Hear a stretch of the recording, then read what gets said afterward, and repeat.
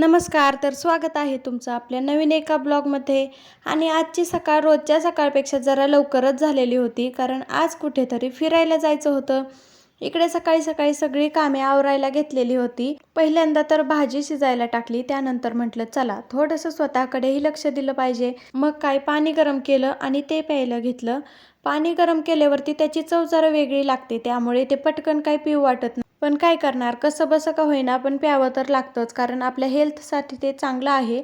औषध पिण्यापेक्षा पाणी पिलेलं कधीही चांगलं. इकडे मस्त ब्लॅक टी बनवायला घेतलेला होता. आज काय चहा लवकर बनवला नव्हता, म्हटलं एकाला आता करायचा नंतरनं परत दुसऱ्याला करायचा, त्यापेक्षा सगळ्यांचं आवरल्यावर एकदाच चहा बनवावा. इकडे मी चहा बनवत होते तोपर्यंत देवराज उठून बसलेला. त्यानंतर मग देवराजच्या आधी आवरून दिलं, त्याला अंघोळ वगैरे घालून घेतली.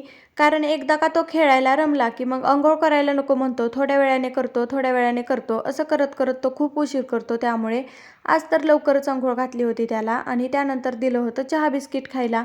आता एकदा का त्याला चहा बिस्किट किंवा काहीही नाश्त्याला दिलं की मग तो त्याचं खेळतो, आणि त्याचं पोट भरलेलं असलं की तोही मध्ये मध्ये करत नाही आणि आपलंही काम पटकन आवरून जातं. त्यामुळे आधी त्याचं पाहायला लागतं. आता त्याचं सगळं आवरलेलं होतं. मग म्हटलं चला आता स्वयंपाक वगैरे झाला आहे तर भांडी पण पटकन घासून घेऊयात, कारण एकदा का काम करताना कंटाळा आला की मग परत काय दुसरं काम करू वाटत नाही. तसं तर आज बाहेर जायचं होतं, त्यामुळे कामं जरा पटपटच आवरली जात होती. आणि इकडे भांडी घासायला घेतली. आपण जर एक काम केलं आणि थोडा वेळ बसलं, दुसरं काम केलं थोडा वेळ बसलं, असं करत जर कामे आवरायला घेतली तर ती कामे एकदम रेंगाळून जातात आणि करण्याचा पण कंटाळा येतो. त्यामुळे पटापट एका पाठोपाठ एक सगळी कामे आवरायची आणि मग आपल्याला भरपूर निवांत वेळ मिळतो आणि एखादं काहीतरी नवीन कामही केलं जातं. नाहीतर जर का पटपट नाही आवरलं तर मग आहे हीच कामे करण्याचा कंटाळा येतो. इकडे किचन वगैरे मस्त क्लीन करून घेतलं होतं. तसं तर आज किचनची डीप क्लिनिंगच करायला घेतली होती, कारण डीप क्लिनिंग ही वेळेवरती केली तर मुंग्या वगैरे जास्त होत नाहीत.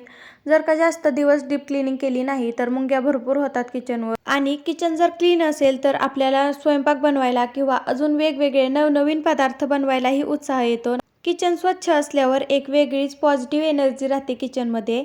आणि आता म्हटलं चला किचन आवरून झालेलं आहे तर घरातली बाकीची पण साफसफाई करून घेऊयात.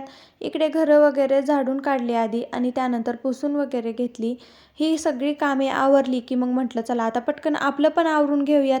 आता आवरायला घ्यायचं म्हटलं की साडी नेसायचं आलं. आता साडी नेसायची म्हटल्यावरती कोणती साडी घालावी हे तर सगळ्यात मोठा प्रश्न असतो. काठपदरची साडी घालून तर कंटाळा आलेला आहे, त्यामुळे म्हटलं चला आज थोडी पार्टी वेअरच साडी घालूयात. इकडे मस्त अशी साडी वगैरे नेसून घेतली आणि फायनल लुक आमच्या दोघांचा हा असा काहीसा होता. आम्ही दोघेही तयार झालेलो होतो आणि देवराजचे पप्पा गेले होते गाडीमध्ये पेट्रोल भरायला, त्यामुळे आम्ही इकडे वाट पाहत बसलेलो. सिंपल असाच मेकअप केला होता आणि ही साडी दिसायला जरी सिंपल दिसत असली तरी सुद्धा नेसल्यावरती ते एकदम हेवी वाटते. पण कुठे कार्यक्रमाला जायचं म्हटलं की एकदम सिंपल साडी नेसून तर काय जाऊ शकत नाही, कारण तिकडे सगळ्या छान छान साड्या नेसून आलेल्या असतात आणि मग आपलं वेगळंच वाटतं काहीतरी. तसं तर मला सिंपलच साडी घालायला आवडते. देवराजचे पप्पा आले आणि मग आम्ही निघालो तेव्हा तर पावसाचं वातावरण झालेलं होतं. आता पाऊस येतो की नाही माहीत नाही, पण या वातावरणामध्ये मस्त बाहेर फिरायला तर मज्जा येते. आता या कार्यक्रमाला जाण्याच्या आधी आम्हाला जायचं होतं आईंना भेटायला, म्हणजेच माझ्या आजी सासूबाईंना भेटायला. तिथे गावामध्ये तर काय मोठं सिस्टम वगैरे नव्हतं. मग तिथेच एका हॉटेलमध्ये खाऊ घेतला आणि गेलो होतो तिकडे घरी. आणि तिकडे गेलो तर देवराजनेच त्यांचा खाऊ खायला सुरुवात केली. म्हटला हे तू खा, हे मी खातो. लाडीगोडी लावायला तर काही याला सांगायलाच लागत नाही. आणि मग काही इकडे चहा वगैरे घेतला आणि पटकन तिकडूनही निघालो, कारण लवकर घरी जायचं होतं. आणि मग आलो होतो पोशाख घेण्यासाठी इकडे या दुकानामध्ये. पोशाख वगैरे इकडे घेतला आणि एकदम छान असं होलसेलचं हे दुकान आहे. इकडे मस्त बजेटमध्ये कपडे दिले त्यांनी.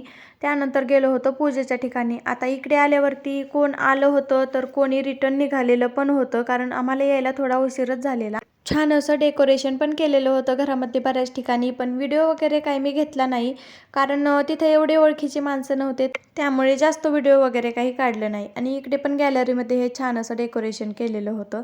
त्यानंतर म्हटलं चला पटकन जेवण करून घेऊयात आणि जेवणामध्ये हा असा काहीसा मेनू होता.